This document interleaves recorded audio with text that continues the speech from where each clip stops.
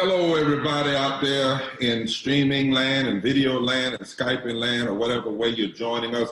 This is the National Poor People's Campaign, Morrow Monday March on McConnell to challenge his meanness, his mayhem, and the misery that he is calling. We're focused hard on McConnell. We can't let him off, y'all. We cannot let McConnell off. He's been hiding too long. He's been in the back too long. But if we want to really deal with these issues, we have to recognize that what McConnell has done. In fact, in a moment, I'm going to actually give you the number of days, it's being calculated right now, that McConnell has blocked fixing the Voting Rights Act. And you want to talk about racism, but also McConnell is sitting on bills that would have provided living wages long before right now. He's sitting on bills that would have provided universal health care long before now. And listen, we learned something in the country. I'm gonna talk like I talk down home, that there's a dead cat on the line somewhere. That means somebody's not feeling right. All this distraction you house with people who are making $330 can pay $335,000 a year to be at that golf club, applauding him cutting money for low-income people. That's distraction, y'all.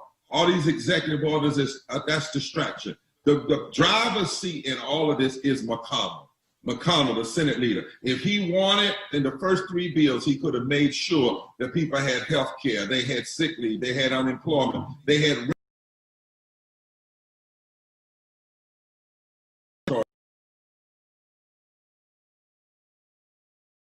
said he wanted the money to go to corporations. So what happened? 83% of all the money went to corporations and not to the people who were struggling. Three bills, 83% to corporations. He agreed to a few things, but the majority of that money. When the Fed chief gave $1.5 trillion to corporations without even going through Congress, just did it one night over a 48-hour period. If he hadn't talked to McConnell, that could have never happened. If that had been a Democratic a Fed chief or president, there would have been all kinds of stuff raised by the Senate. But McConnell said that. Why? Because while we were looking at that, while he was doing that, we were looking at Trump, and while Trump was doing his antics, we were also being misguided, because what was McConnell doing? Giving money to corporations, stacking the court. Say that with me. Giving money to corporations, stacking the court. Say that with me. Giving money to corporations, stacking the court. That's what he's been doing. That's what he's been doing. And now in the midst of this, we need a fourth bill. And what did he say? Until I can guarantee that corporations that sent people in lethal, but this is what he, in essence, was doing. He said, I want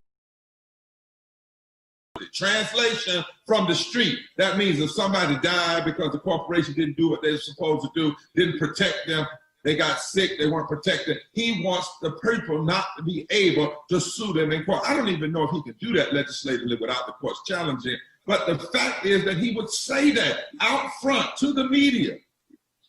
To the media. And now what do we have?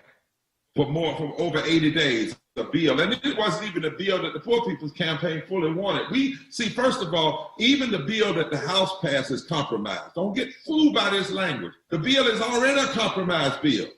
And if we don't do at least this $3.5 trillion, we'll be right back here in November, right back here in December.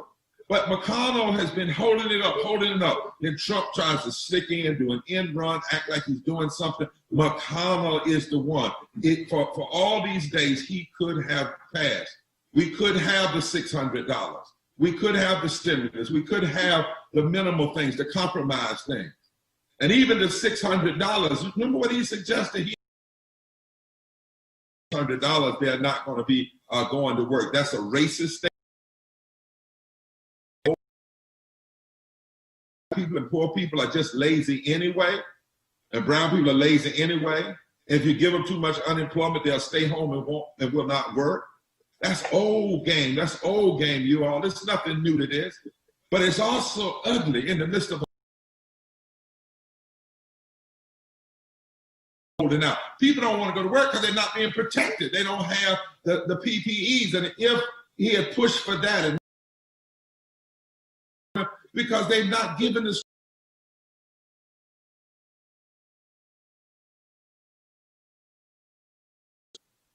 Let's not be fooled. McConnell is at the center of all of this misery, this mayhem, and his meanness. It's just outright meanness.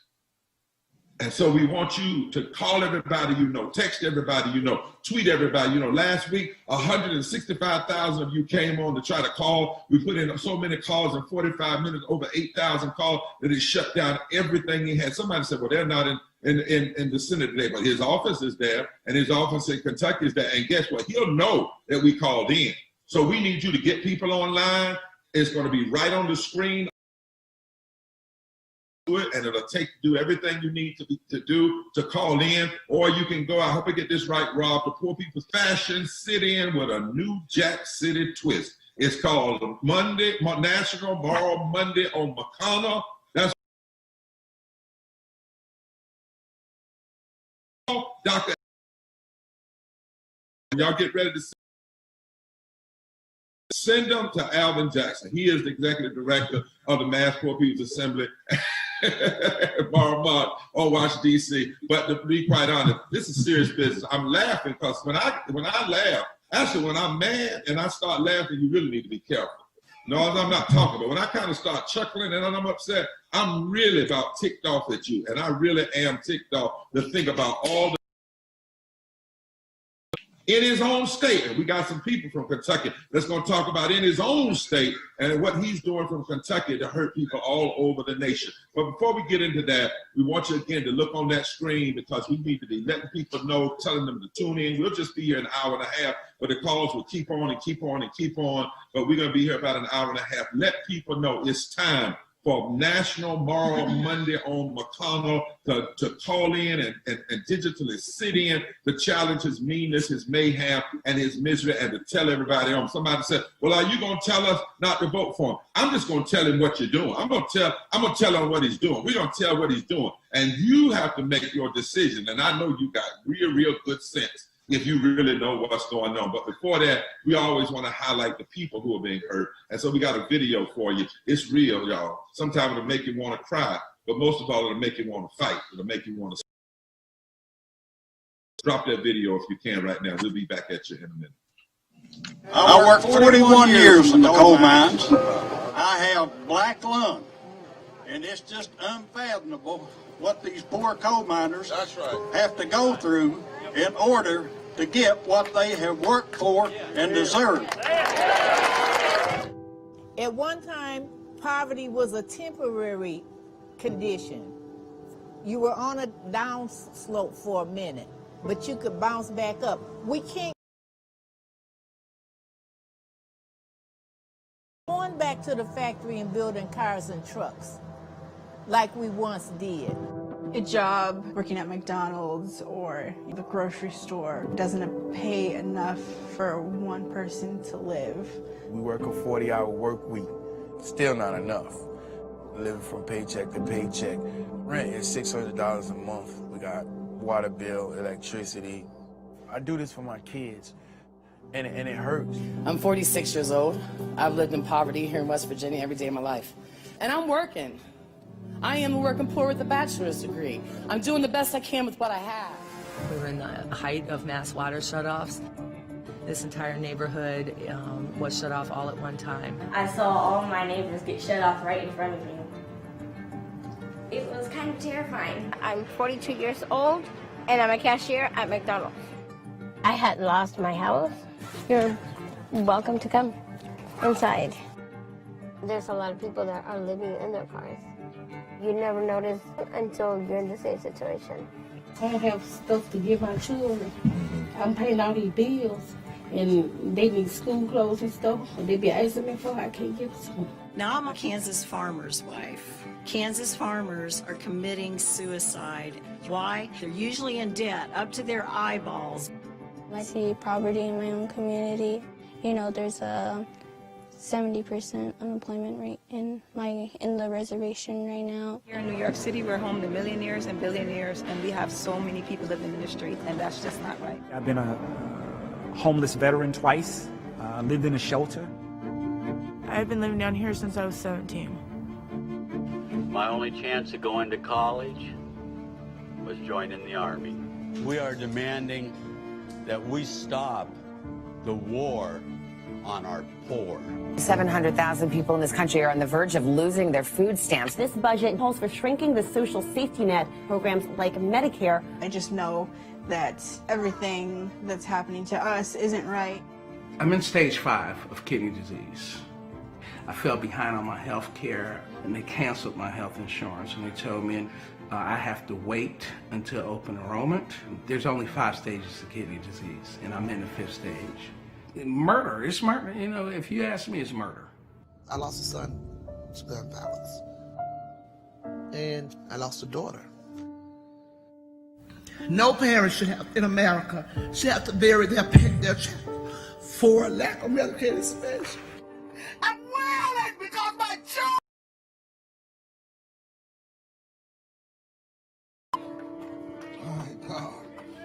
My God, Kevin. I'm wailing, y'all. Wailing. Cause my babies ain't no more. How many more babies? How many more children? No more.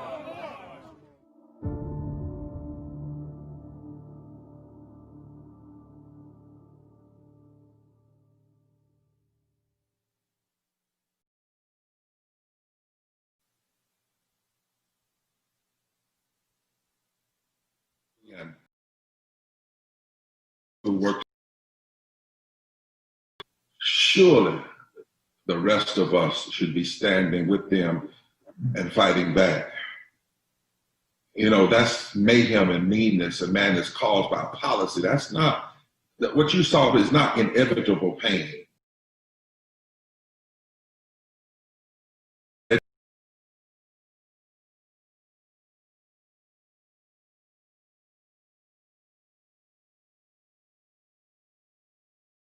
Campaign.org, and it'll pop right up. Call your neighbors, tweet your neighbors, email them, Instagram them, do whatever you have to do, but let's send thousands upon thousands upon thousands of.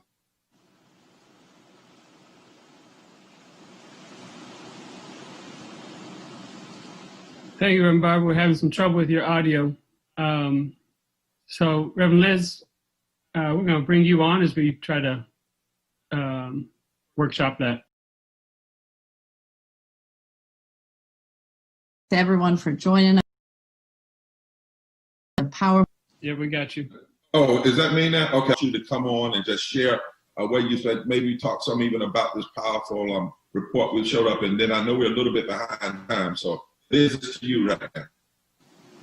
Right. Yeah. So it's good to have folk here, and I wanted to start with some words from Jeremiah 22. This is what the Lord says. Do what is just and right. Rescue from the hand of the oppressor the one who has been robbed. Do no wrong or violence to the immigrant, the homeless, the children or mothers, and do not shed innocent blood in this place. As Reverend Barber was talking about, if we read the headlines from the past few days, here in the richest nation in human history, yet because of the misleadership of this nation, led by Senator Mitch McConnell, taking a pause from passing a stimulus package that would extend unemployment benefits, refusing to expand health care in a public health crisis, threatening Social Security and other programs of social uplift, and trying to reopen schools, putting the lives of our children in danger just to bolster corporate profits and the wealthy. Now, there are 100,000 children sick with COVID. Our economy has shrunk by 1/3 in 4 months, the biggest drop in U.S. history that will lead to homelessness and poverty hardship, while billionaires in that same time have made $600 billion. Jeremiah said to stop the violence, to do no wrong to the poor. But 100,000 kids sick is shedding innocent blood. Failing to stop evictions and extend unemployment is surely doing wrong. This administration's response to this pandemic, to the pandemics of racism and poverty that predated COVID, is violence.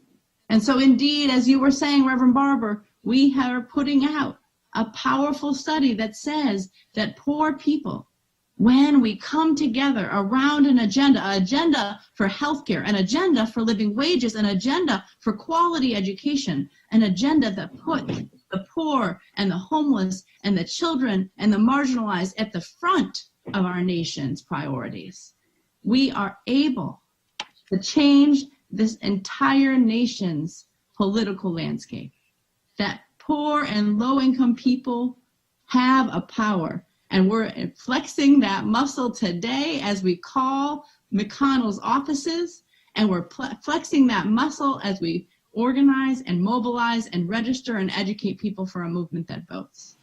And so we do have a lot of people to listen to, folks that are on the front lines of this crisis, who are fighting and pushing and shifting this narrative and building power so that we can enact the agenda that we know can be done. Poverty can end. Racism can be history. We can save this earth, stop all of these weather disasters, and we could have a peace economy, not this war economy, and not a militarized communities to community. But we must come together, unite with teachers and low-wage workers and nurses and people of all walks of life. And that's what we're doing in the Poor People's Campaign. That's what we're doing on this Moral Monday. And that's what we'll do as we move into November. And so it's great to be here. People better call in. We got to make our voices heard. And we must always, in the words of the Forward Together Moral Mondays movement out of North Carolina, move forward together and not one step back. And that's all right, Liz, and we can do these things, but it has to be a matter of public policy, and you have to challenge those who have the power. We're going to talk about that power that a Senate Majority Leader has, and he can't just escape. He can't just get along and go along like nothing's going on. And so we're calling today to say, yeah, those things can happen. He has to change, either his position or change in other ways. But we cannot be silent on these matters. We cannot let this man hold hostage, because he's holding hostage right now an already compromised bill called the Heroes Bill. Teachers are suffering, municipalities are suffering. We got 30 million people in unemployment that are suffering. They're not getting that basic $600 extra. We have 27 million more people added to the already 87 million people uninsured and underinsured. Millions, I'm talking about in the tens of millions of people who are hungry and food insecure. Upwards of 40 million people face eviction. It's too much power for just one man to be able to block all of those bills and hold those things from happening. And then, but you know what he wants, Liz. Now the man said, look, but this is what he wants. He wants another $200+ billion tax cut. He wants to make sure that companies have liability and they can't, are protected from liability. He wants another $20-some billion, almost $30 billion for the military they haven't even asked for. And he knows that already the greedy and the wealthy have made over $755 billion during the pandemic and growing. And so that's why on this Moral Monday, National Moral Monday March on McConnell, we're calling you to sit in by calling in. Sit in by calling in, and to tell everybody you know to call in. And in a moment, Rob, I want you to tell me how many people are on. I'm going to ask for it in a minute. Before we go there, let me tell you who is on. We're going to talk for a moment to Jamie Jenkins, and we're going to talk to Jamie. He's from Kentucky. We also got Pam, a national, one of our co-tri-chairs in Kentucky is on, and Tanya is also on. You know, they're on the cheerleading section, just in case. Well, I shouldn't say the cheerleading section. What they're on is the fighting section. They, you know, you tag and say you're it. They'll come in and continue the battle. But we're going to hear from Jamie. Then we're going to hear from Leslie Jones, who's in Georgia trying to raise grandchildren. She has a pre-K granddaughter who has leukemia and 2 older children who are now supposed to go back to school. And she's scared for their health and for her own. And she's going to tell us the truth from that perspective. And that you need to hear it. And it needs to make you move, because she needs you to jam McConnell and say, stop this foolishness, and let's do what's right by all the people. Then we're going to have our dear sister warrior, Randy Weingart. But before we get there, Jamie, you right there in Kentucky. You know what's going on in Kentucky. You know, I heard some people say, Of course, you can get it anywhere like Fox News or something. They say McConnell's great for Kentucky. They say McConnell's doing a great job, that he's really, really, really helping people, and he should be fighting what he's fighting for, more money to corporations. But what do you say, Jamie? What do you say, Brother Jenkins, to people all over this country? Is Jamie on? While we're waiting to get him, Pam, what do you say? I see while Jamie is coming on. And Jamie, when you come on, just say I'm on. Pam, talk to us about this senator from Kentucky. Should we be doing what we're doing today? You've been out here a while. I'm not going to call your age, but you've been out here a while. You can call it Reverend Barber. I'm just fine with that. Reverend Barber, Reverend Liz, thank you for being out there and calling attention to this madness and mayhem and misery. And I guess one thing I would say, if McConnell's going to quibble over $600, if he thinks $600 in unemployment is going to make people stay home, then we have been underpaying people way too much for way too long. People haven't made enough to start with for way too long. We know it's a ruse, but even as a ruse, his line on that is just full of holes, because we don't pay people enough and to start with, and just putting more money in the pockets of the rich. He's trying to, the hypocrisy just makes you want to throw up, and how to call ourselves a democracy, and then the way he sets on legislation and how they go about bragging about voter suppression like it's a tactic, and they're just discussing the time of day. So we're fighting back in Kentucky from people in West Louisville, which is predominantly African American, and people in the coal fields, which is predominantly white. People of color live everywhere, but predominantly those communities. We have more in common with each other and being left out. And so Tana will talk more about this, I'm sure, but from the holler to the hood, we're organizing in Kentucky, and McConnell is not good for Kentucky. He's not good for this country, and he does not care about people. You can see that in public. Leslie, Jamie, are you on yet? I'm just double checking. Because Pam, somebody said, we were talking last week, and somebody sent me a note, and they said, but your tone is so strong. Can't you talk nicer? I want to ask you, are the people in the house, right, hurting, is that tone nice? I mean, should we have to say it nice? And if you say it nice, does he get any better? I mean, I think our tone is just telling the truth. If you're stepping on my foot, if you're hurting my children, if you're causing me to have to face death because you won't do the right thing, I should be loud. There's nothing wrong being loud. What's wrong is being loud and wrong. But when you're loud and right, but what do you say about the tone? What's the tone of folk who are hurting in Kentucky? Are they cool? Are they all right? Or are they upset? They're upset, and we're upset about being, like he cares more about buildings. His budget will take care of buildings, but his budget doesn't take care of people. And people are fired up, and people care about each other, and people are taking care of each other as best we can. But we need these systems to change. It's our responsibility to take care of each other, and these systems are hurting way too many people. And it's wrong to put this kind of nice, say, be nice. Well, violence in but when you let somebody die for lack of health care, or you let somebody die because they're hungry or they can't afford their medicine, they don't have a home because they can't, that's violence, that's evil. That's right. Well, I have to tell, love does not mean you're passive. In fact, real true love, if you truly love somebody, you'll be emotional about it. You get all moved by it. And if you see somebody that's in trouble that you love, you will come to them. I remember my mother when I was young, and one day I was almost about to walk in the street in front of a car. She loved me. She didn't say, now, Billy, will you please not go in the street? She said, boy, stop! And I appreciate my mama for doing that, because out of deep love, the way she said it caused me to stop in my tracks. Otherwise, I probably would have walked right in front of that car and been killed. And in a real sense, it's because we love America that, like the prophets, we say, whoa, stop. This makes no sense. This is wrong. This is unjust. This is mean. This is miserable. It doesn't have to be this way. Our voices, our mind, the tone of our movement is because of the depth of our love and the depth of our commitment to truth and justice.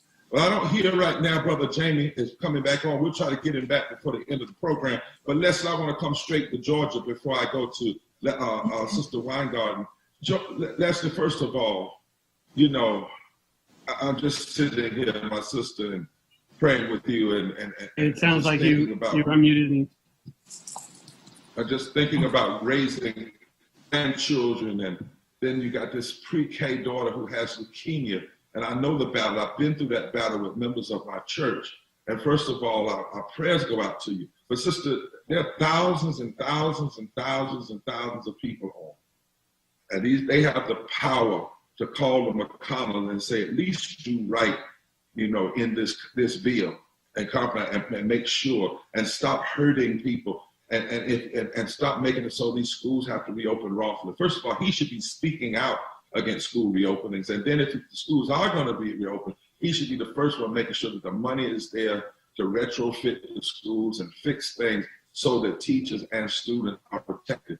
But Leslie, speak your truth and tell why you're on this call and why you're saying to folk to join this sit-in, this call-in to McConnell. I think you're on mute, Leslie. We'll give you time. Okay, can you hear me now? I can. You can? Yes, ma'am. We can hear you well. Okay. We can hear you well. Great, thank you. I just want to say, first of all, thank you for the invite to speak from you, Reverend Barber, and from Danielle. And I just want to say that my 3 grandchildren will not be attending school this fall in Atlanta Public Schools.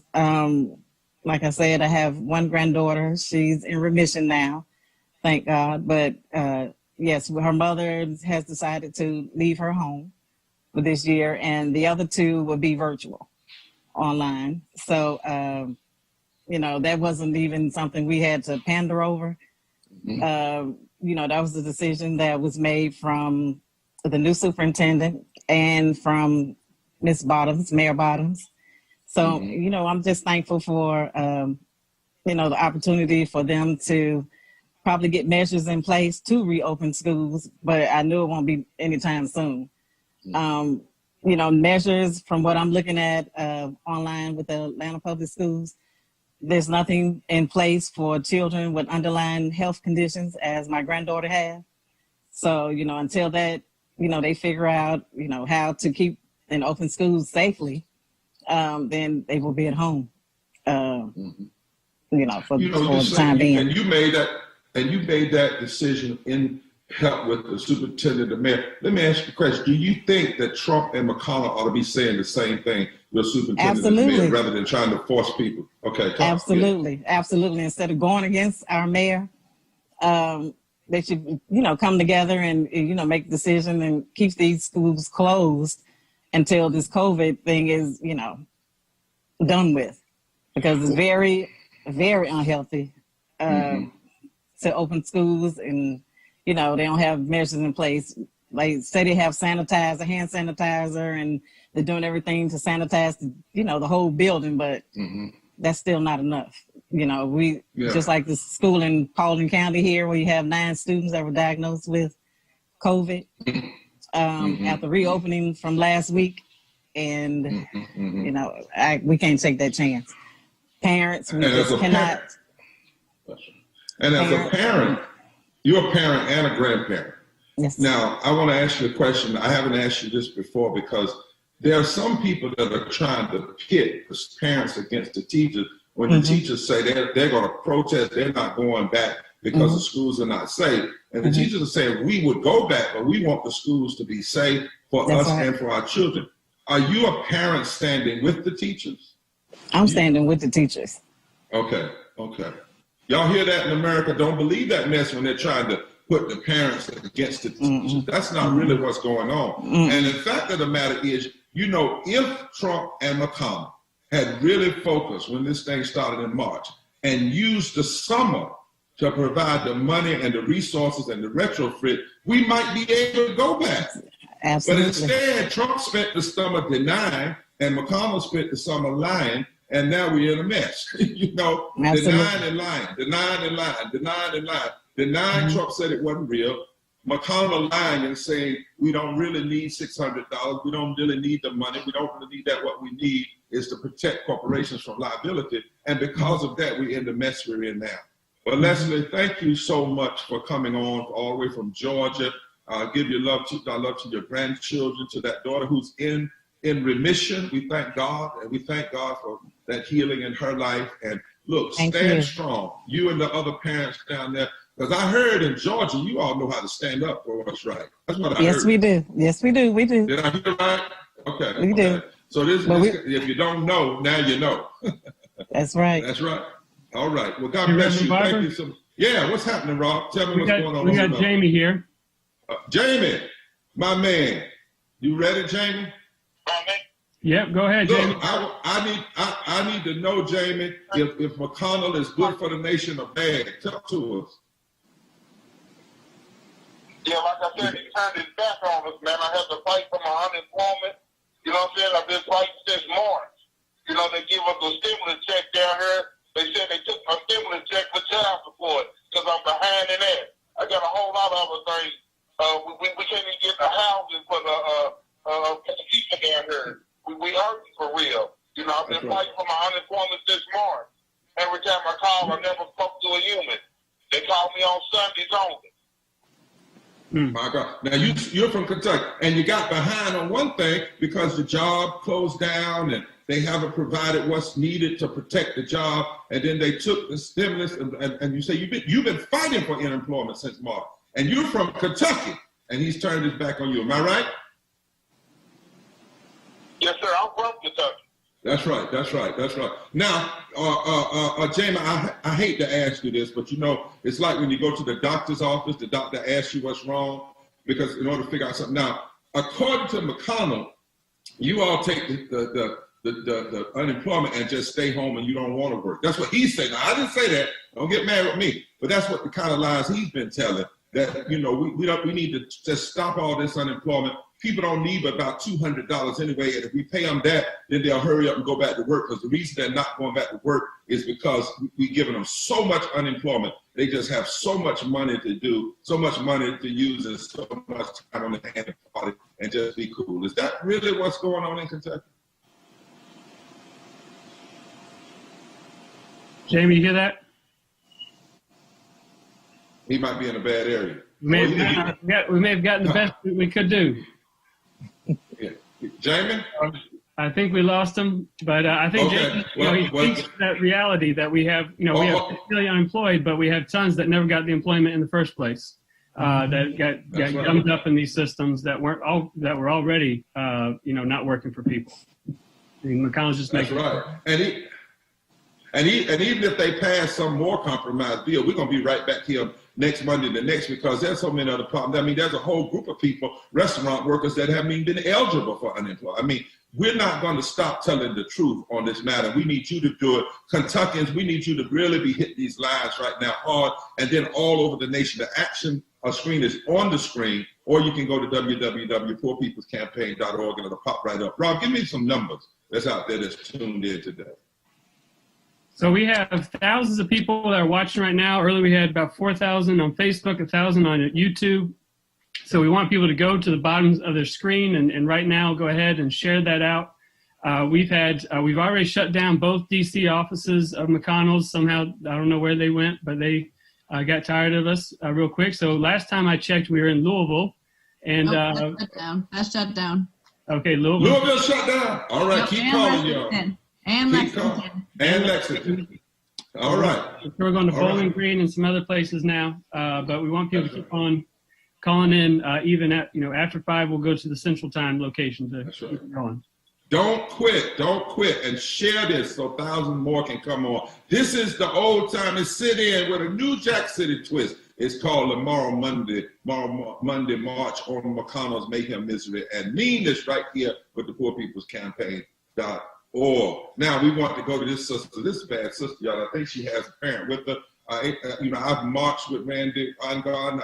I've stood with her, fought with her. Liz has met with her. The teachers, AFT, they got this vision early on, and they've been on the battlefield for a while. And I just thank God for her. Randy, we want you to come on and talk for a minute about why people really need to be pushing hard on McConnell and calling in, and why we need a full bill, why we need, even in the compromise of this bill, we need it. We don't need the cuts. We need the teachers to be taken care of. We need the municipalities. We need the unemployment. We need all of that.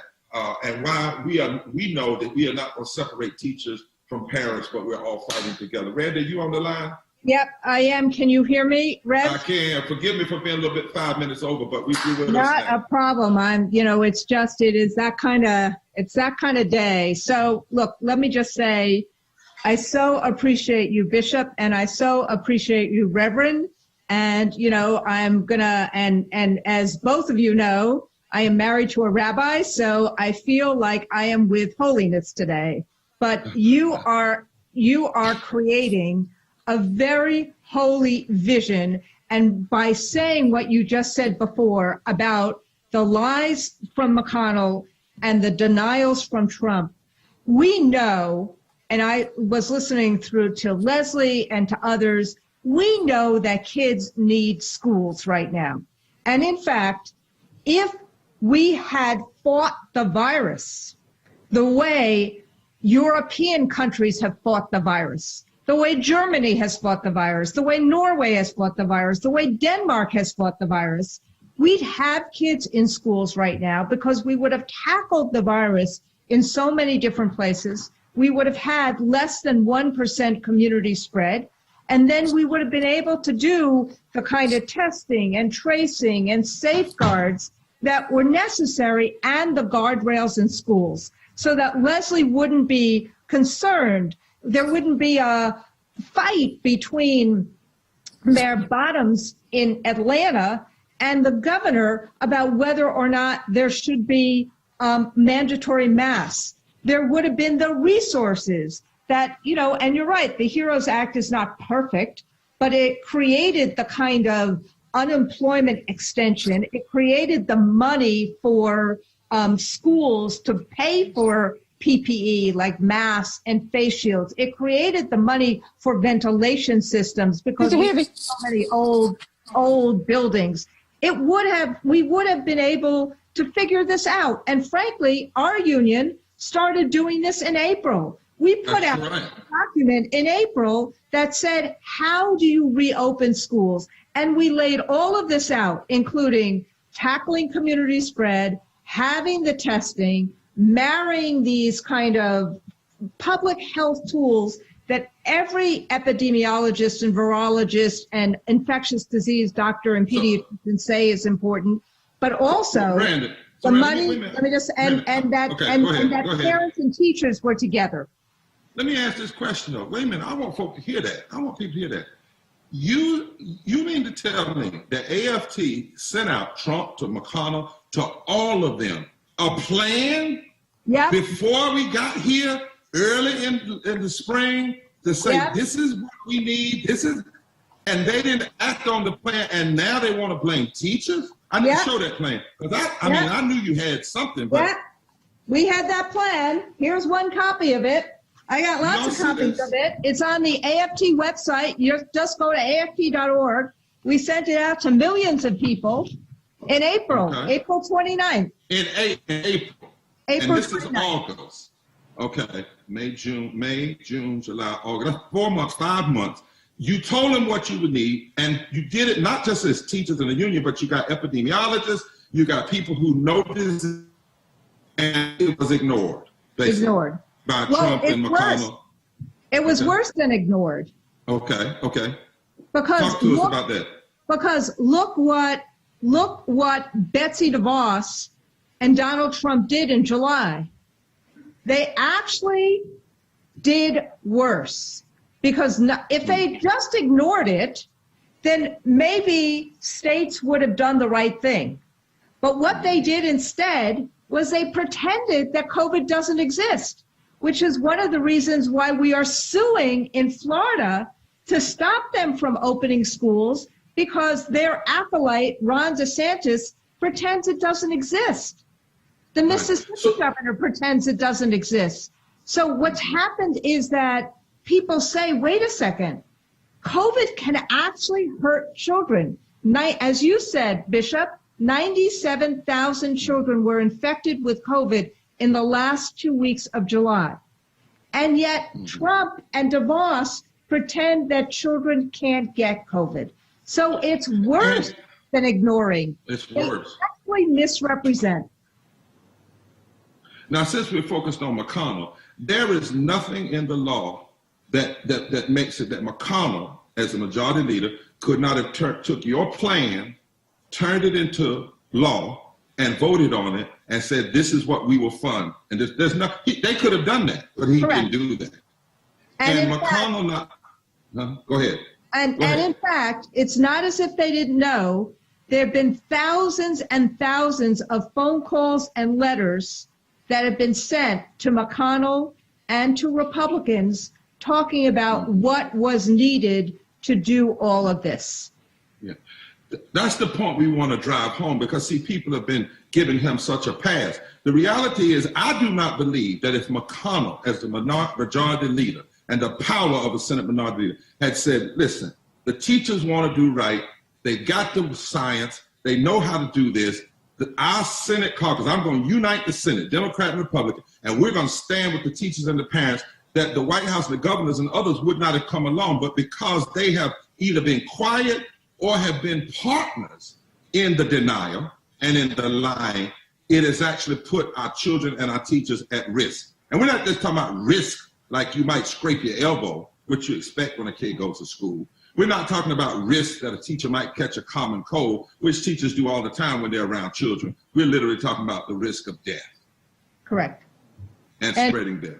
And when you see that picture from Georgia of hundreds of kids walking through that hallway, knowing full well that that without anyone wearing a mask, you know that they are directly jeopardizing kids. It's as if we are back to Darwin's time and to the Scopes trials of science not being relevant or important in these United States of America. We know, as you have said so often, that the poor never get the equality or the opportunity that they should. Schooling is the way of doing it, but schooling should not be about jeopardizing health. Schooling should be opportunity. And so what McConnell has done here is criminal by not giving the funding that is needed. Even he understood that funding was needed. They tried to match what was in the HEROES Act in terms of dollar amount of $100 billion, but they never went forward to meaningfully negotiate it. They need to meaningfully negotiate that money so that kids can have a decent education. I think it's really important what you're. We got 30 seconds. Liz, we got 30 seconds. I'm coming to you. Said I want to come straight to you to respond to Randy. Great. I mean, I just think it's really important for us to actually point out who is responsible for this, right? That as Randy said, we could have, if we were serious about opening schools, if we were serious about protecting the lives of our kids, if we were serious about wanting everybody to have opportunity and education, we could have done it. And so we need to show that McConnell does not care about children. He does not care about education. And then we got to act, and we got to call his offices right now. So I hope people are calling and calling and calling and telling him that it is absolutely it's immoral to be putting our children in harm's way, putting our teachers, our families in harm's way, which is exactly what he is doing. And you know, Liz and Randy, you're so powerful in what you're saying, and we have got to get folk. We need you to register all over this country. We need you to register and vote. We just released a study this morning that said in 15 states, and even in Kentucky, the poor, voters who are eligible, who have not voted, can fundamentally shift the election. We need you to register, vote. We need you to do the census. But right now, we need you to jam these calls. If it wasn't for COVID, we would have filled up the U.S. Senate building. We would be sitting in the hallways and sitting in the street. We don't want to put people at risk that way, but we can, in fact, call and jam these lines And believe you me, they get the message. They are getting the message. We've got intel that says they are very much getting the message. And then if you do this today, then when you get off this call, get as many folks as you can to let them know we cannot just keep our eyes on Trump. We got to focus on McConnell. We got to push him. We got to register to vote. We have to be engaged, because one African proverb says, if you want to know how a country is, ask how are the children. Ask that question, how are the children? And the children are not well, particularly the poor children, the low-income children, the children in public education. They are not well. The boss, as Randy said, and Trump and McConnell has spent more time trying to undercut resources for the poor, for public schools, than they have tried to fix this problem so that our people can go back. Now, Randy has a teacher on from Florida, and we want to hear from that teacher right now from Florida. And then right after that, we're going to go straight into either Phyllis Bennett or John Kavanaugh, and then we're going to come back, and Yara's going to sing just a bit to call us to this moment, and then we got 3 special guests we're going to go to. But our brother teacher from Florida, talk to us from Florida, the battle you're in, and why people on this call that have joined today, Monday March on McConnell's meanness, mayhem, and misery, should be calling and jamming him and demanding that this not be the case in our country. Yes, sir. Well, first of all, thank you for having me on. If you care anything about students, if you care anything about, kids, even if you don't have kids in the school system, but you like the kid that lives down the block, then we need your help. We can't do it by ourselves. We need you to let people know what's really going on. And teachers, we get the same rap about those unemployment lies. Oh, teachers don't want to go back to school. No, that's not the case. We love our kids. We want the best for our kids. We want our kids to do better than we've done. But we want to do all that safely. We want to make sure the kids are okay, the families are okay, our families and their families. We want to make sure our community is safe. And they're not putting in place the guidelines that we need, that the CDC originally came up with, that would help us be safe and teach our children. So that's why we need your help. We need y'all to shut Mr. McConnell down. Like you said, one man cannot stand in the gap and hold up the whole government. And that is exactly what he's doing. You're right, man. If a teacher in a classroom would put children at harm's risk, like McConnell is putting children at risk by pushing and holding a back up, that teacher would be in jail. Yep. They would come and drag that teacher out of the courtroom and file charges against them for abusing children. Yep. If somebody did this to teachers, if you harmed a teacher, just went up and just harmed them and made them have to go to the hospital when it didn't have to be that way, they would charge you with assault. In a real sense, we are seeing a kind of public policy assault, public policy violence, and when people die, public policy murder. Randy, look, we got some more people on, but we're always together, and we want to thank you so much, sister. God knows you inspire us. We've been together for a long time, sister, fighting, and we got Reverend Liz, and we're going to stay with it. We're going to fight now. We're going to fight through this election. We're going to vote like never before, and we're going to fight after this election, because there's some things, if the power shifts, we got to get finished so we don't have to deal with this anymore.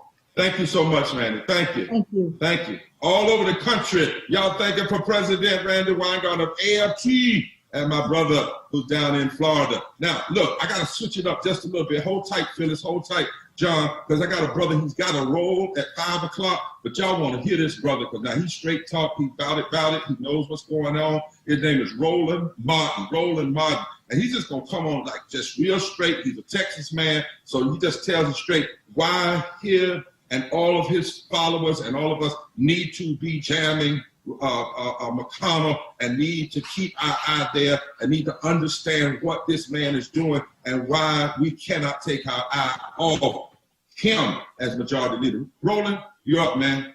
Reverend Barber, still appreciated.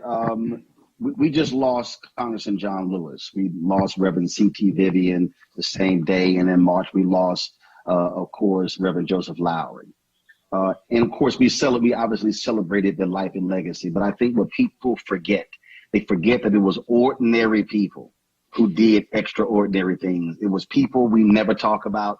It was people whose names never come up. It was people who were going to work every single day, who had children, who were worried about their bills, who were concerned about whether or not they're going to be able to take care of their families.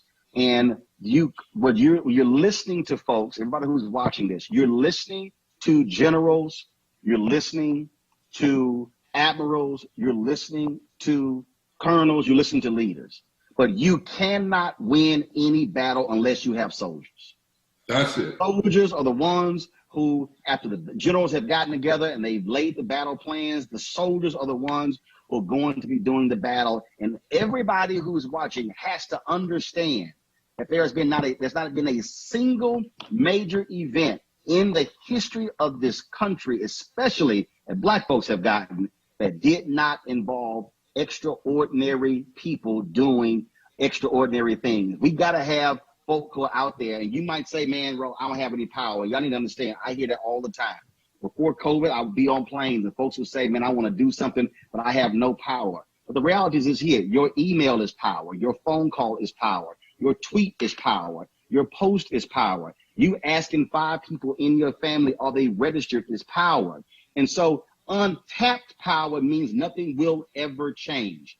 Trust me, there were some broke folk, poor people who never got past the 3rd grade in Alabama who said, I don't think anything is going to change. But it was others who said, but if we actually mobilize and organize, it will change. And so I'll tell you this here.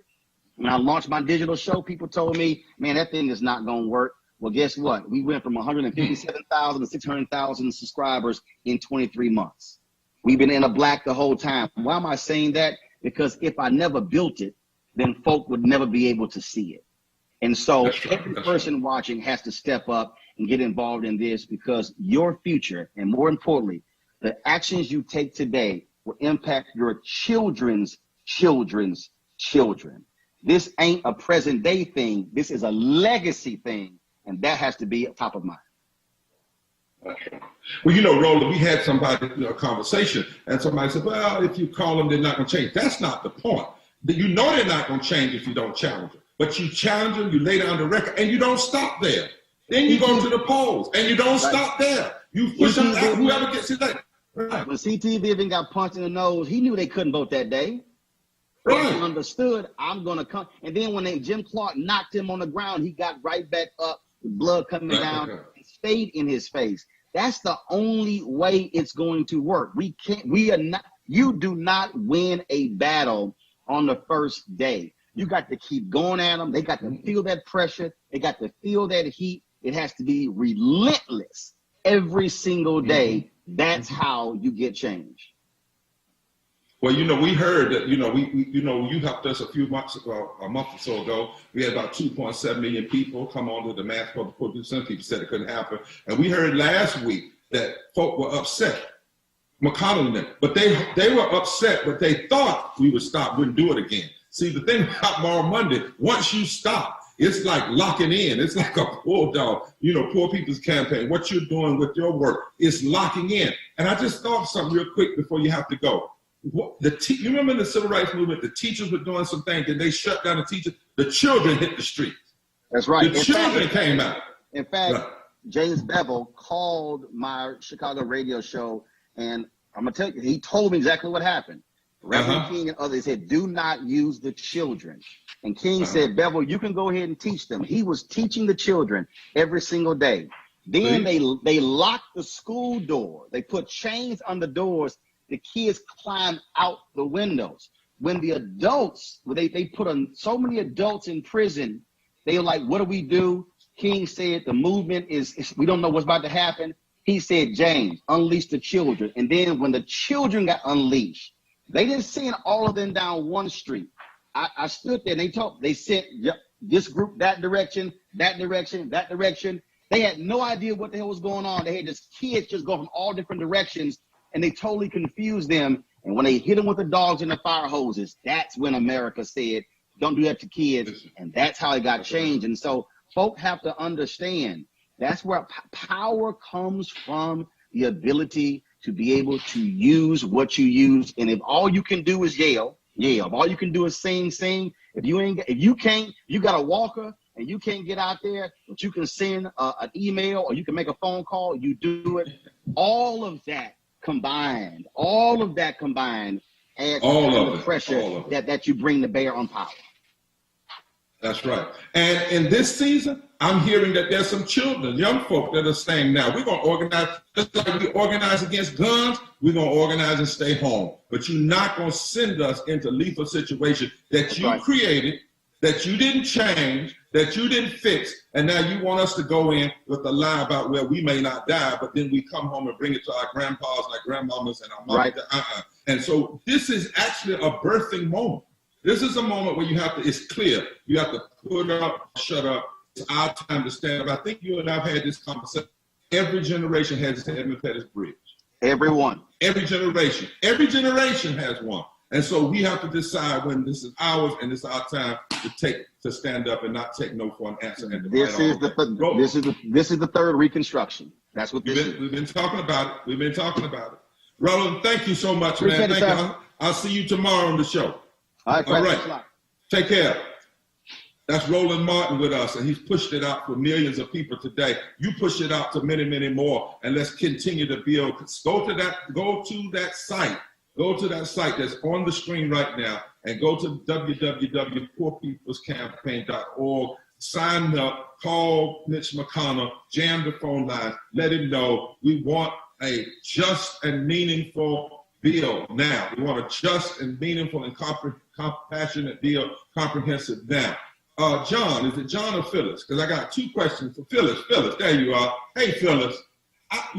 People sometimes when we're on these calls, they may say, well, somebody texts me back and say, but it's all of them. And I said, I know that. But there's a uniqueness about the Senate majority leader. There's a unique power in that position, the Senate leader. And not the minority leader, but the Senate leader. I need you to talk to folk a little bit about the kind of power that office holds and some of the ugly things that McConnell has done, not just recently, but the kinds of things he has done and the kinds of things he has literally been able to put in a drawer and lock it. And then we're going to play after you a little video where he called himself the Grim Reaper. Y'all make sure y'all got that ready to go because we're going to use it sometime today. But Phyllis, you're in D.C., you know the system, you've been there, you fought the system. Yeah. Tell folk out here, let them know what's going on. Thanks, Reverend Barber. Reverend Liz, I'm delighted to be here with all of you. There's an outrage going on here. There's an outrage that one man has this much power. The White House and Mitch McConnell made a decision that they were not going to negotiate with the Democrats. And then the White House said, you know what? We don't think there should be any compromise at all. And we don't even think that you people who were elected in the Senate, you Republicans, we don't think you should be negotiating either. So you know what? We're done. You guys leave. We're going to negotiate with the Democrats and see what happens. They must be pressured to say enough. This is not okay. The Senate majority leader is not given the power in the Constitution to decide when and if things should be discussed. That belongs to the representatives of the people. That's the outrage that we're seeing right now. We need to pressure both the White House and Mitch McConnell to return to negotiations. These executive orders that Trump has been talking about, they are too small, he can't deliver, and they're probably unconstitutional. So let me just say a couple of things. One, when we look at what the Senate majority leader put forward when he was talking about, well, maybe we'll put together a plan for what we might give to people. Not much, but we'll give them a little bit. Hidden in that was $30 billion for the military, right? Now, the last time I looked, paying for F-35 fighter bombers that the military doesn't even want does not feed people. It does not pay the rent for people who have lost their jobs. So this is what we are looking at. What happened to the unemployed? There's a myth in this country of scarcity. There's a myth that says there's not enough money. There is plenty of money. There's money for the corporations. 53 cents of every federal dollar is going to the military. There's plenty of money. That's not the problem. The problem is, what's it being used for? Is it being used for people, for humanity, or is it being used for corporate profits and military actions? That's the challenge that we have to look at. So when we look at what they're talking about using this money for, let's go through what we need. We need a congressional decision that Mitch McConnell right now is saying, nope, I'm not going to allow any discussion of it. That's not okay. People in Kentucky who elected him and people in the rest of the country who have to deal with him, that's why we're saying to call his office now and shut it down. We've got to shut down this notion that Mitch McConnell has the right to say, we're just not going to have any of these things that we know we need. So what do we need?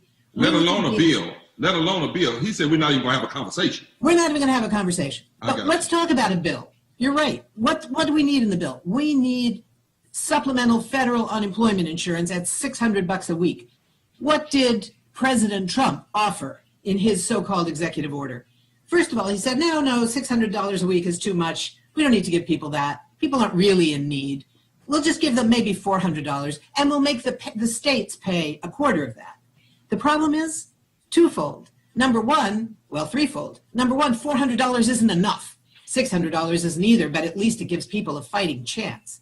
Number two, the states are going bankrupt, half of them, and the half that are not going bankrupt are saying, you know what, we're not going to pay for this. It needs to come from the federal government. And problem number three, where's he saying he wants to get that money? He's saying, well, I'll take $44 billion that's from the disaster relief fund that's supposed to go for hurricanes. We already know from the last 3 weeks that this year is going to be one of the worst years for hurricanes ever. Do we want to get rid of all that money and not be able to help people that are facing hurricanes? This would be enough for only 5 weeks. You know, Reverend Liz, when we talk about this, we hear from McConnell, well, this would be enough money to pay for $400, at least 300 of it, to everybody who needs it for the rest of the year. Well, wrong. He's lying again. Lying McConnell.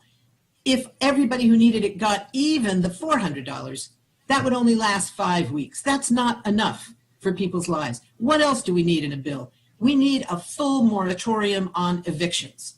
So what is Trump giving us? He says, well, we're going to have an executive order. What's it going to say? Well, it's going to say that federal agencies, the CDC and Health and Human Services, should consider whether or not there needs to be a ban on evictions.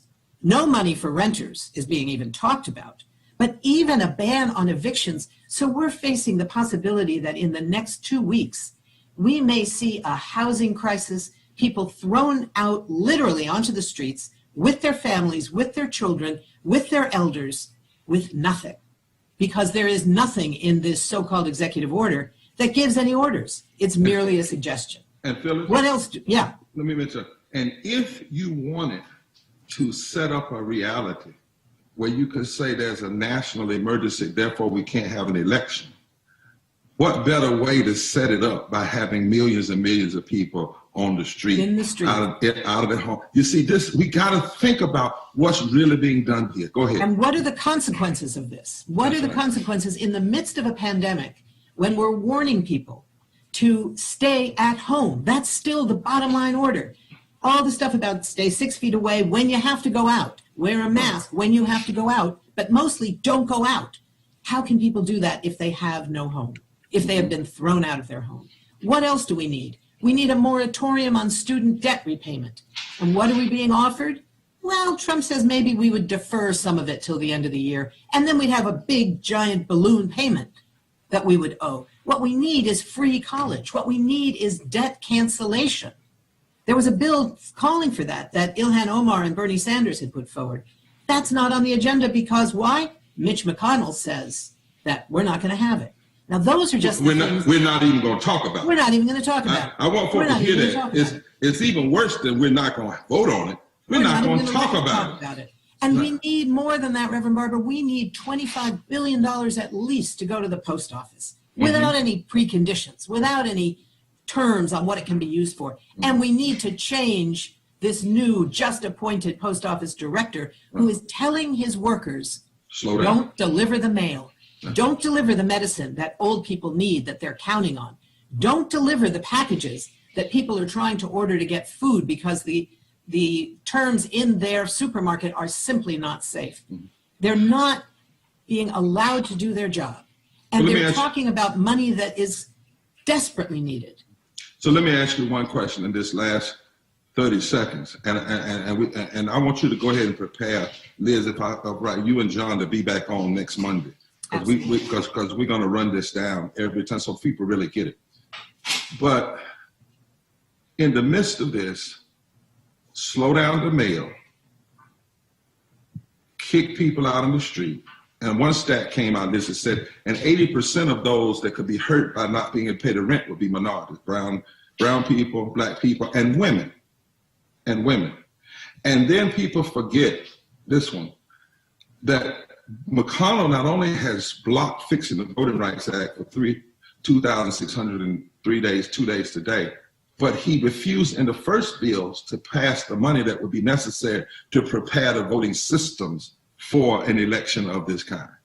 And still that's not under. Take 20 seconds and wrap this up. This is a deliberate effort to prevent any improvement in the lives of people who are suffering in the tens of millions. And it is disproportionately people of color, black people, brown people, indigenous people, women, old people, and children. This notion that you said a few minutes ago, Reverend Barber, that if you want to know how a country is functioning, how a country treats its people, look at the children. 1 out of 5 children in our country have been hungry for the last 5 years. Now we're going to be looking at numbers that dwarf those outrages. This is an outrage. The wealthiest country in the world, we have 4% of the world's population and 22% of the cases and the deaths from this pandemic. That is a crime. And Mitch McConnell is the criminal that is enabling that crime to be committed. That's right. And it only can really be, when you look at all of this, one reason behind it. You're afraid of losing power. You want to disrupt it so much so that the very people that can vote, combined black people, white people, brown people that are poor and low wealth, and who care about children, care about health care, care about unions, care about redirecting money for the military. I thought about that when you said about that plane, that F-55 or F whatever it is. F-35. F-35. It doesn't have. It's the one that the Pentagon doesn't want. Right, but it also it can't shoot COVID. It can't bomb COVID. If look, I'm talking country, it doesn't feed hungry children. It doesn't feed. I don't care if it breaks the sound of light. It's not going to do one thing to deal with COVID. And so we thank you for coming on today. It kills people. This becomes a weapon of death, and funding it becomes a weapon of death because you're keeping money away from people who would be kept alive. And that's what gets me about this. People are dying. I'm a preacher. Rick is the preacher. I have stood over people's death and caskets and said, I believe that the divine called them home. But people are dying. That has nothing to do with that part of my faith. This is straight up policy murder where people are dying who do not have to die. And that's why we have to jam. That's why we have to raise all the sand, all the hell, all the heaven, whatever you want to say. We have to raise it today on this call, to continue it, and then register people to vote. Thank you, Phyllis. Come back. Be ready now. Set your calendar. You and John. I'm going to let Liz talk to you next time because she looks like she's ready to do that. I can see it in her eyes.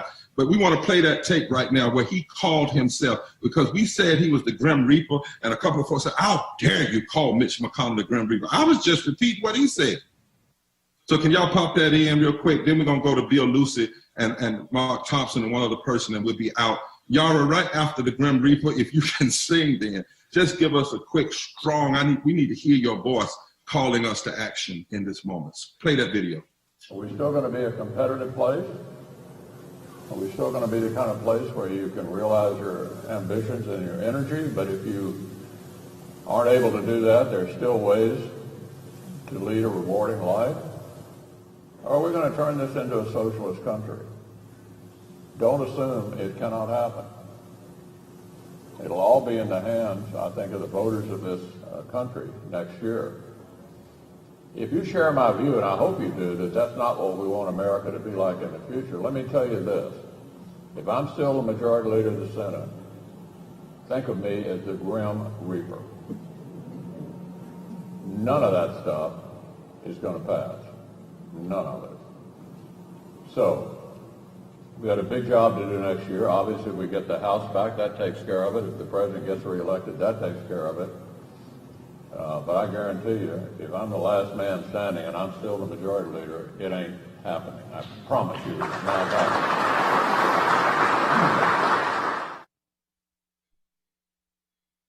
Voters, voting rights, it ain't happening. Living wages, it ain't happening.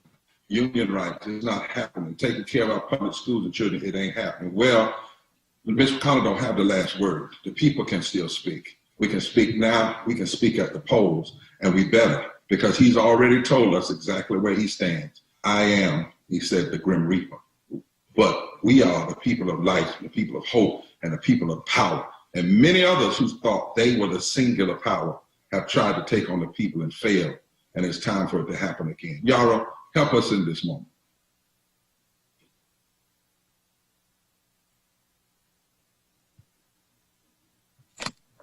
We have to keep our eyes on the prize. As Roland said, we have to be relentless. As Reverend Barber said, we just have to keep fighting and fighting and fighting. So let's sing this together. Keep your eyes on the prize. Hold on.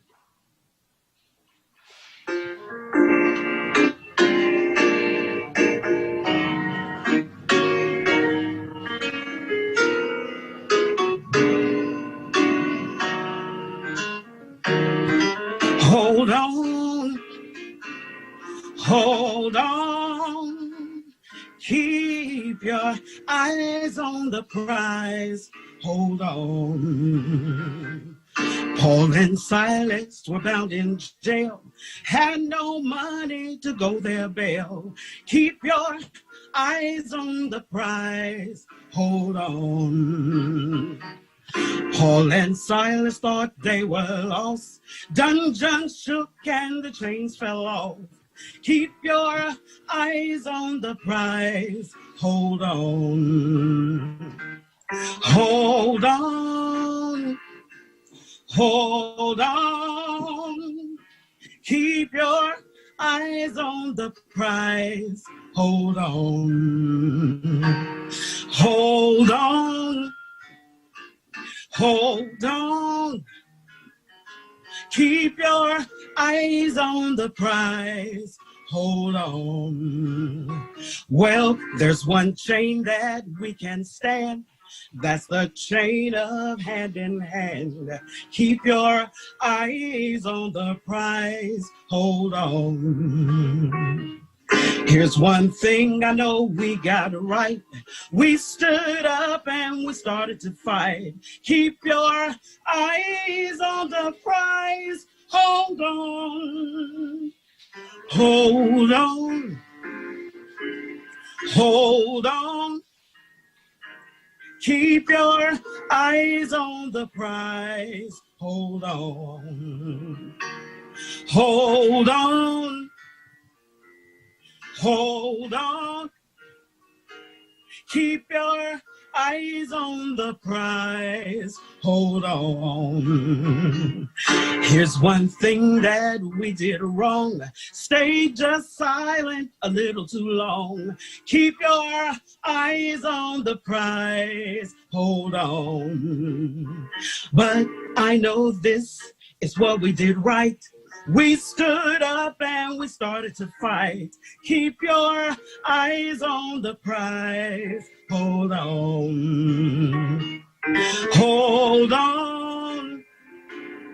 Hold on. Keep your eyes on the prize. Hold on. Hold on. Hold on. Keep your eyes on the prize. Hold on. Keep it.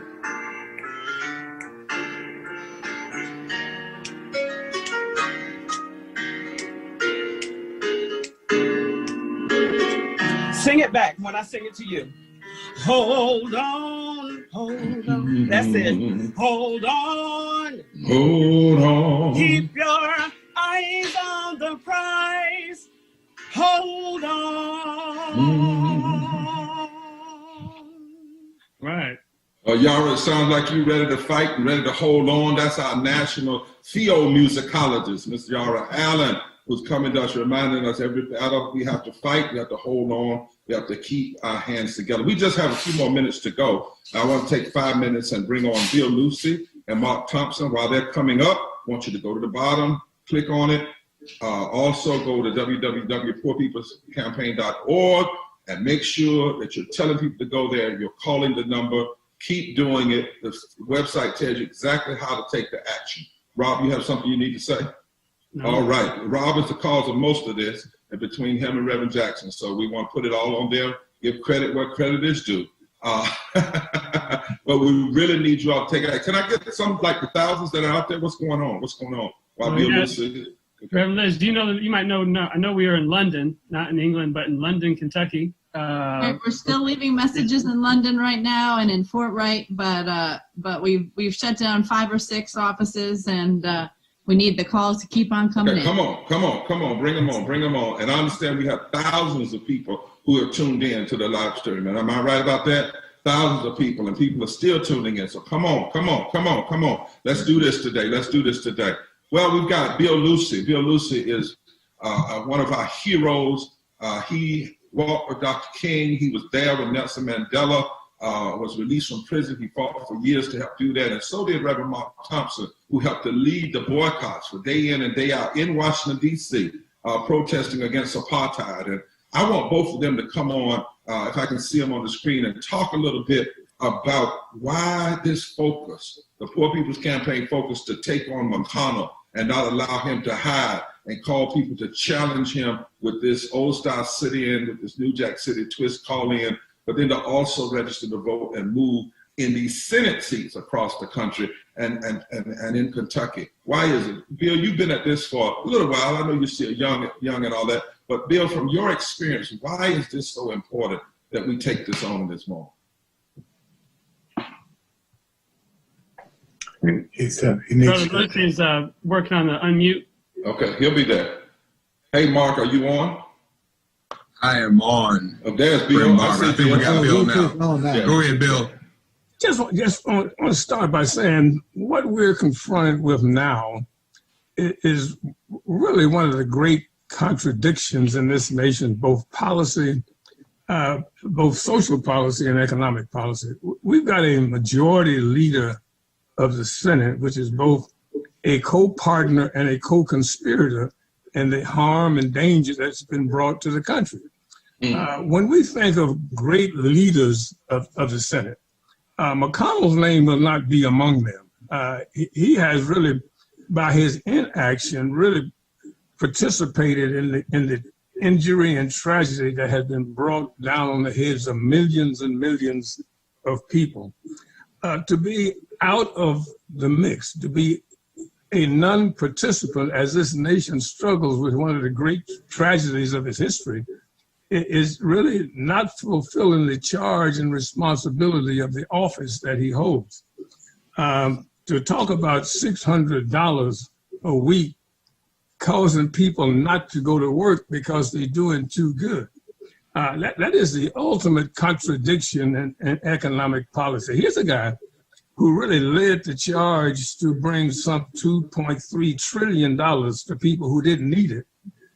He now argues about whether or not folks who are about to be evicted from their homes, who can't pay their bills, who can't find a job, can't go back to their old job. And he says $600 is too plush a payment for them. Yet he will not carry out his responsibility and simply bring in to the table those issues that 75 or 80% of the American public says it needs just to survive this pandemic. I mean, to think about essential workers, those are workers who got to go to work. He says to give them a few bucks is too much. They won't go to work if they won't go to work because they're scared to go to a job that's not protected in terms of safety, has no indication of the health considerations that they need. I'm saying to every member of the Coalition of Black Trade Unionists, every member of organized labor in those essential jobs, retail, industrial, that get on the telephone and call McConnell's office. And you don't want him to perform miracles, just do his job.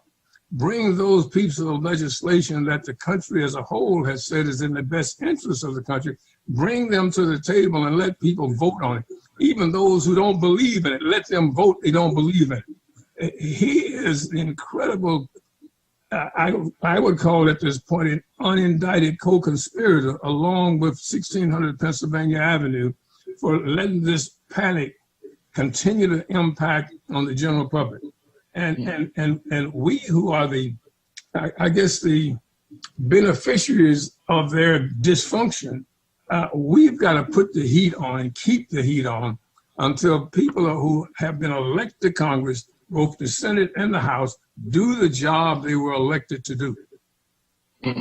Well, Bill, I like the way unindicted co-conspirator, and historically, you're right. Even the bad leaders of the Senate were more involved than he is. I mean, he just puts it in the drawer, won't allow a vote, won't allow it to be voted down or up, and then just goes away. But he stays focused on the Supreme Court. He stays focused on putting bad people on the courts, many of them who don't even believe in fundamental civil rights.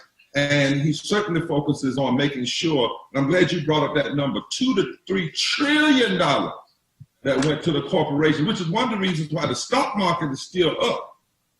Absolutely. It used to be if the stock market was up, it would be a little bit that would trickle down. Now the stock market is up because they're holding it up with our dollars and those trillions of dollars, but everything else is falling apart. The stock market, Reverend, is up because they have taken the money out of the pockets of working people already, put it in the stock market, for which working people as a whole do not own a part of. 45, maybe 48% of the stocks on the market are held by folks, but 52% of it is by people who own nothing. So the market is no indication of their economic well-being. That's right. And I think there's something happening out across this country. Let me just say that. I think people are finally becoming aware that they have been really conditioned to suffer collectively and struggle individually. That is changing.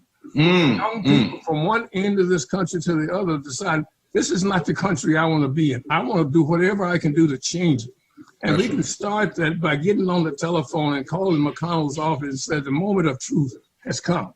That's right. And we're going to fight to change the nature of our relationship to our government. And we'll send it all across the country.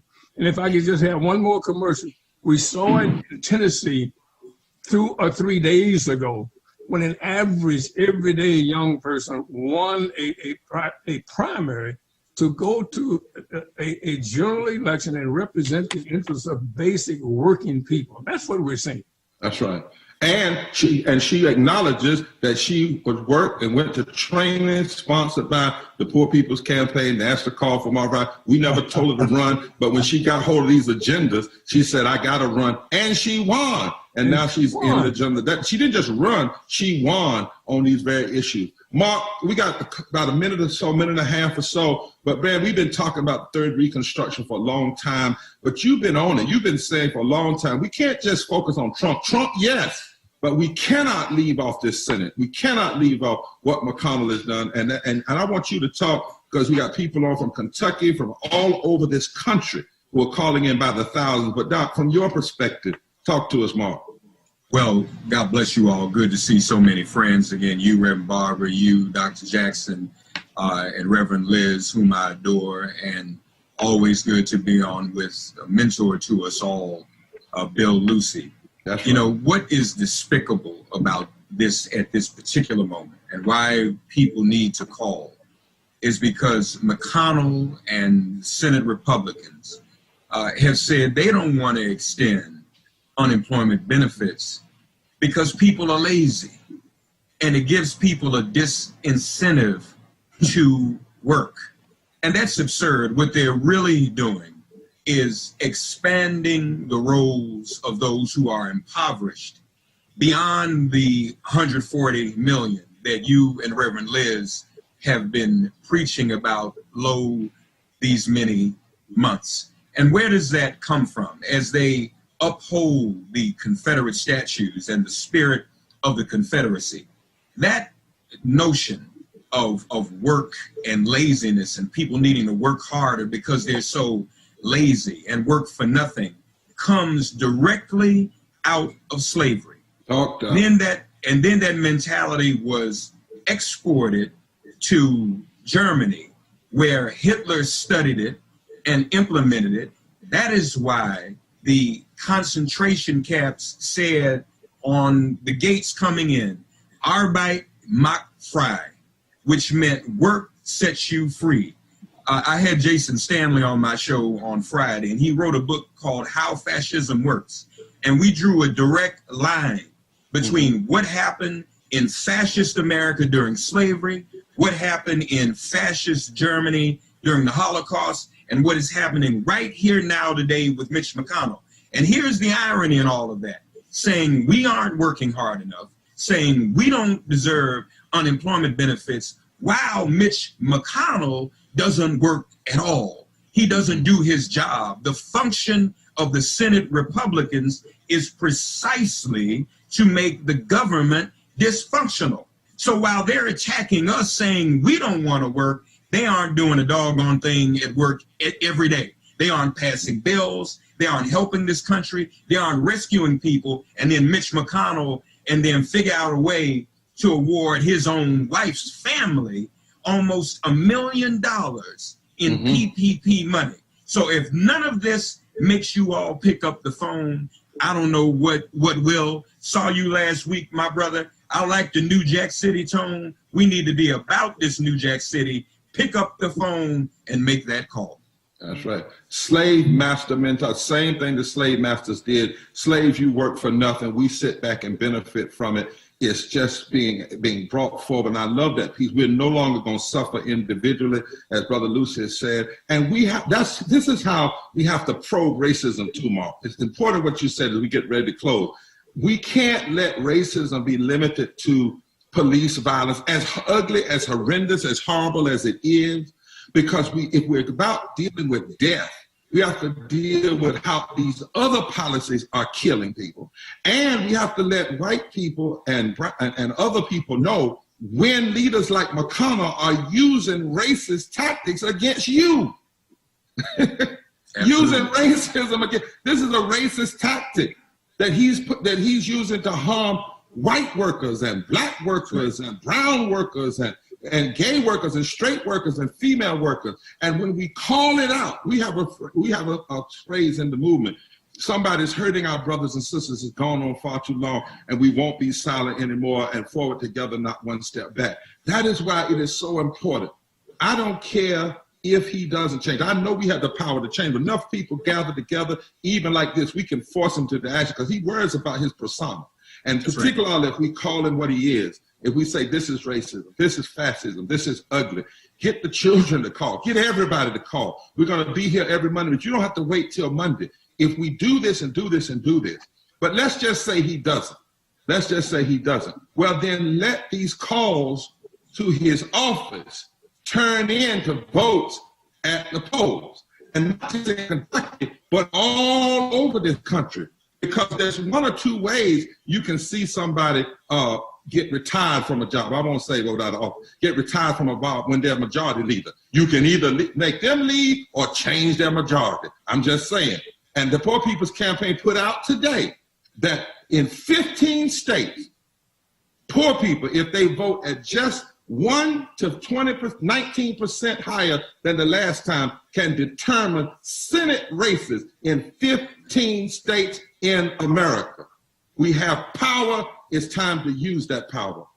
Now, I don't know if our dear sister Paula Peretti was able to make it today. Well, she was not able to make it. She was an actor that was going to come on and join her. We'll get her back the next time. But listen, it's 5 o'clock. We're going to leave with a music video, a revival tent music during the 40 days. It was led by Yara and Sharon and others. Erica's going to put it up. The team's going to put it up. But the calls don't have to stop, right, Rob? Keep on. Go to that site, www.poorpeoplescampaign.org. Keep going, keep going, keep going. How many calls have we made already, Rob?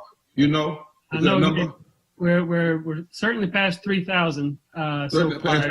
We're in Bowling Green. And just so everyone knows, last week what they did is the second we turned off this live stream, they opened up back the lines. They thought they could fool us. So keep calling even tonight. Some of their offices are in Central, and they're going to be there. And just it's amazing that they have 8 open offices when millions are facing eviction right now. Anyway, that's right. Call on the West Coast. Call. Keep calling. Share this. It's up. It's recorded. You can keep sharing it. Keep sharing it. Keep sharing it. We have tens of thousands of people on the line who tuned in for the live stream. Now we need tens of thousands of you to make calls. Do not get frustrated because you get a busy signal. That means it's working. Just keep calling, keep registering, leave messages, emails, keep calling, leave messages, keep going on. This is an old style sit-in with a New Jack City twist. It's called the National Moral Monday March on McConnell. Call in digital sit-in on his meanness, his mayhem, and his misery. We out with this music. We'll be back on next Monday at 3:30. Take care now. Forward together, not one step back. Love you. Not one step back. Oh, somebody's hurting my brother, and it's gone on far too long. Yes, it's gone on. I tell you, it's gone on. Oh, somebody's hurting my brother, and it's gone on. And we won't be silent anymore. Somebody's hurting my sister, and it's going on. Yes, it's going on. Yes, it's going on. Don't you know somebody's hurting my brother, and he's going on. And we won't be silent anymore. Somebody's taking our health care, and it's gone on. Yes, it's gone on. Don't you know that it's gone on? Yes, somebody's hurting my children, and it's gone on. Right now, be silent anymore. Did you hear somebody's more than the water, and it's gone on far too long. Yes, it's gone on far too long. Oh, it's gone on far too long. Oh, yeah, somebody's ignoring our elders, and it's gone on. Oh, and we won't be silent anymore. Somebody's telling some lies, y'all, and it's gone on. Yeah, it's gone on. Oh, it's gone on. Oh, somebody's telling some lies, and it's gone on. Oh, and we won't be silent anymore. Somebody's hurting my brother, and it's gone on far too long. Yes, it's gone on far too long. It's gone far too long. Somebody's hurting my brother, and it's gone on far too long. And we won't be silent anymore. We won't be